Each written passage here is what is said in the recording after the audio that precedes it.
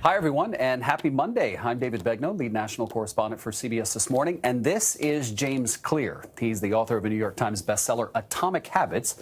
He's joining us now in the Toyota Green Room to explain how you can build good habits and break bad ones. So I was doing my research at home last night and this morning, and I thought, I have a few bad habits. My first question that I want to start with is, your book, Atomic Habits, really focuses on, instead of trying to conquer the world at once, start with the most basic, arguably the simplest, and you might feel like you're not really doing anything, but it works. Explain. Well, so I don't think this means you need to get rid of your ambitious dreams. Like, if we just want to summarize, we could say, when you're making plans, think big, but when you're making progress, think small. And so Atomic Habits talks about scaling behaviors down to the smallest possible unit, the atomic unit, the little piece that builds upon others. And if you do it right and you build a small habit and continue to build those on top of each other, then compound into some more remarkable results in the long run. Give me an example. Well, you can think about this pretty much anywhere. Like, most of your results in life are a lagging measure of your habits. So your knowledge is a lagging measure of your reading habits. So reading one page a day doesn't seem like much, but reading every day turns into real wisdom over the span of your life. How do I create a habit to read more? Well, there are a bunch of things you can do. One simple strategy is environment design. So let's say every morning you make your bed. Instead of just making your bed and moving on with your day, place a book on the pillow. When you go to get into bed at night, the book's waiting for you. You can read a page, set it on the counter. Another example, so that's like physical environment design. Digital environments, this is my phone. So when I wanted to build a reading habit, I put Audible and Pocket. So Pocket allows you to save articles to read for later. Audible is audiobooks. And I put those right here in the main bar on my phone. So they'd be the first thing that I saw as soon as I opened my phone up. Now, putting a book on the pillow or changing your applications on your phone, that's one of those changes. Probably isn't going to radically transform your habits. But if you make a few dozen of those little choices, those little 1% improvements, well, now all of a sudden you're living and working in an environment where it's much easier to read than it was before. One of my worst habits is getting off the phone at night. I just will get in bed at 10 o'clock, but at 11 o'clock I'm still in bed on the phone on my social media. Power down habits are hard for me too. I feel like that's a tough area for a lot of people. What do you recommend? I know on CBS This Morning you mentioned a friend you have, another author, who has a strategy. Yeah, he uses what's called an outlet timer. And basically, an outlet timer is a little device, costs like $10 or so. And it's like an adapter. You plug it into the wall, and then you plug your device into the outlet. And so what he did was he plugged the outlet timer into the wall and then his internet router into it, and then set it to kill the power at 10 p.m. each night. So 10 p.m. comes around, internet goes off, can't watch Netflix, can't browse the web, send emails, time to go to bed. And you can now you can do a lot of things like that with technology. You can have the lights in your house dim automatically at 10, the internet could go off, and a couple different things that are all kind of like shaping you towards, all right, it's time to put this away and go to sleep. But it reminds me, you have to be respectful of those new habits you're creating. Sure, yeah. And this is, ultimately these strategies like environment design or things like that are ways to accelerate that process a little bit or make it a little bit easier. But ultimately what you're looking to do, and this is something I talk about in the second chapter of the book, is you're looking to foster a new identity, right? You're looking to start to look at yourself as someone who values sleep, for example, or who, when I was in college, I had a rule where if I got to midnight and I was still studying, then I would just put the books away and go to bed. Because there's always something more to do. I could have studied for another hour, but once I started to adopt that as part of my identity, I'm the type of person who goes to bed at midnight every night, then I made sure I was getting enough sleep, and that was more beneficial in my view than studying for an extra hour.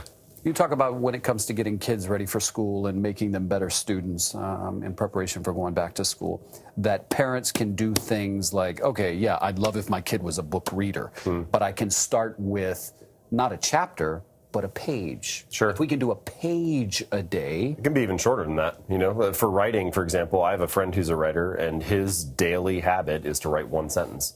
And there are plenty of days when, he has 2 little kids, and there are plenty of days when he writes full page, or does even more.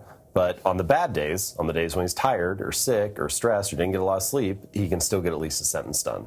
I've had other readers who have done similar things with exercise habits.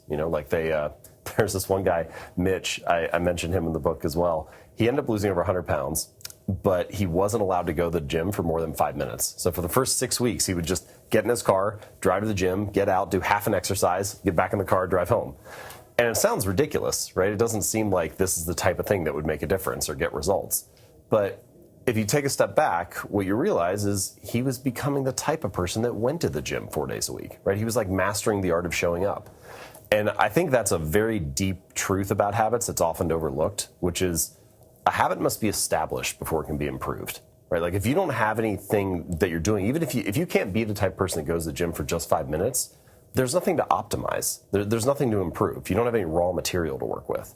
And I think so often we're focused on looking for the perfect business idea, the best workout program, the ideal diet to follow. We're so focused on optimizing that we don't give ourselves permission to show up, even if it's just in a small way. I'm trying to get into the habit of swimming because I want to adopt that as a new way of exercise. And so I signed up for a gym membership yesterday just to go swimming. Yeah. You know, just to actually but I've been talking about it for a long time. So I was like, okay, just go sign up. And then once you're actually paying and it's coming to your credit card, you're going to feel more obligated.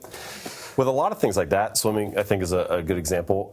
The hardest part, my dad likes to swim, both my parents do, and he always says the hardest part's getting in the pool. Yeah. Like, it's not actually the workout. If you get into your bathing suit, that could actually be the habit in many cases, is like, I'm not actually trying to build the habit of swimming, I'm trying to build the habit of changing into my suit. And if you do that, like, the swim's gonna happen, right? Like, you've already kind of decided how the next chunk of time will be spent. But you scale it down to the very first behavior. Twyla Tharp, the famous dance choreographer and instructor, she had an exercise habit like that. She said, my habit is not actually going to the gym for an hour every morning, it's hailing the cab. And she just focused on hailing the cab. She knew that if she got her clothes on and hailed the cab, the workout would take care of itself. Listening to you talk about doing things that are arguably minimal, but are a step forward into creating a good habit, reminds me that as long as I've been in journalism, I've always tried to figure out, what can I do to serve a purpose, make a difference. And I used to, for so long, concentrate on just tackling every story I could possibly find out with my social media. And then I realized if you can focus on one, even if it becomes the only thing your audience is hearing, and they're kind of like, why is he always focusing on this? You have the potential to be more effective at serving a purpose. Yeah, reliability and focus are very big things.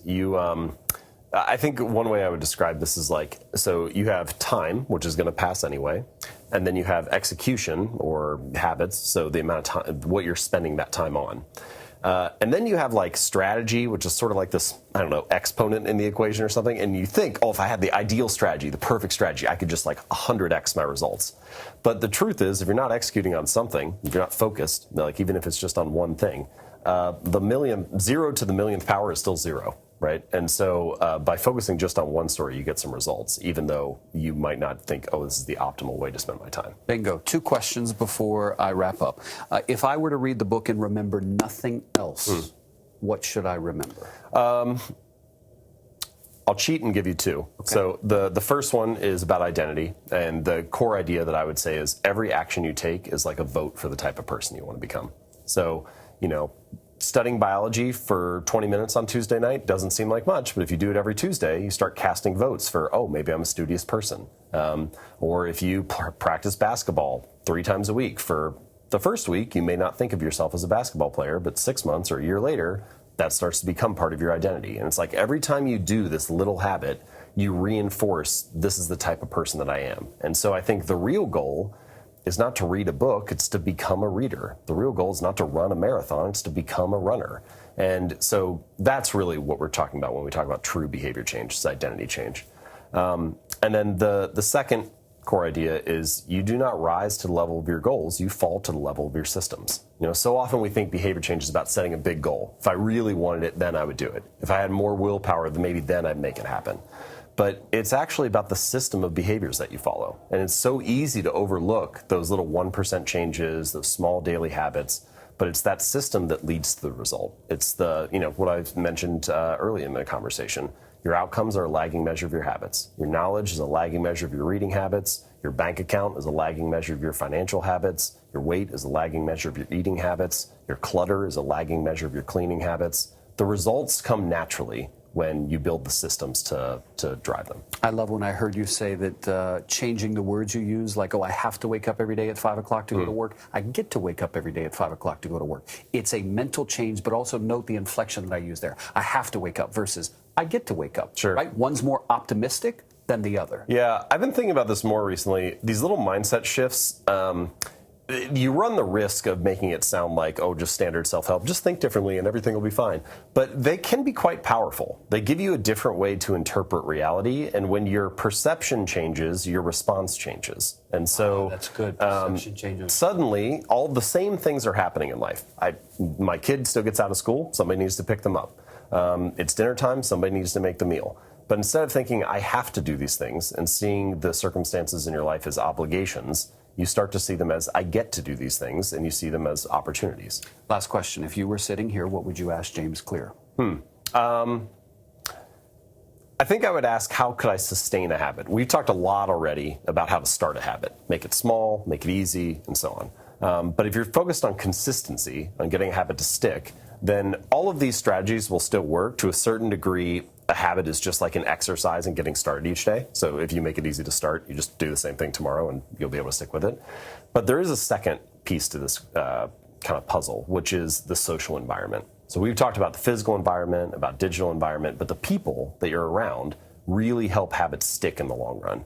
And I think the short way to summarize this is that you want to join a group, join a tribe, where your desired behavior is the normal behavior. Because if it's normal in that group, it'll be very attractive to stick with the habit for the long run. You know, if you hang out with a bunch of jazz musicians, suddenly it seems very normal to practice jazz 5 days a week because that's what everybody else is doing. If you hang out and have a bunch of friends who are CrossFitters, now it seems very normal to go to the gym consistently because that's what all your friends are doing. So join a group where the desired behavior is the normal behavior. James Clear is the author. The book is Atomic Habits. Thank you so much. I appreciate it. To subscribe to James's free newsletter, visit jamesclear.com. Is it true you get 2 million impressions a month? Yeah, that's right. I'm very fortunate. Congratulations. Very impressive for a guy from Ohio, right? Love those Midwestern folks. Hello to the Midwest. Thank you for joining us. Have a great day, everybody.